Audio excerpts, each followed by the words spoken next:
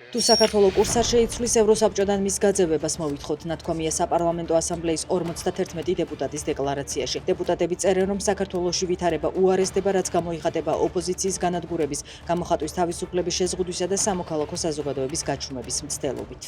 ივანიშვილი რუსულ მხარესთან აწარმოებს მოლაპარაკებას, რომ ფარცხალაძეზე საქმე აღძრას ლევან ჯანგველაძის მკვლელობასთან დაკავშირებით. ინფორმაციას ლევან ხაბეიშვილი ავრცელებს. მისი ცნობით გამოძიება ფორმალური იქნება, თუმცა ამ საქმის მფარველობისთვის ივანიშვილს მოუწევს ხელი შეაწმინდოს ლილუაშვილსა და გომელაურს. შვეიცარია, რუსეთი და ბელარუსი საერთაშორისო მედიაში ამ დრომდე ზელენსკი პუტინის შეხვედრის ადგილის კონტექსტში სამმა ქვეყანამ გაიჟღერა. პუტინის წინადადება მოლაპარაკებები მოსკოვში გამართულიყო უკრაინამ დაუყოვნებლივ უარყო. შვეიცარია მასპინძლობისთვის მზადყოფნას გამოთქვამს, ხოლო ბელარუსიდან შეთავაზება ლუკაშენკოს პრეს-მდივანმა გააკეთა.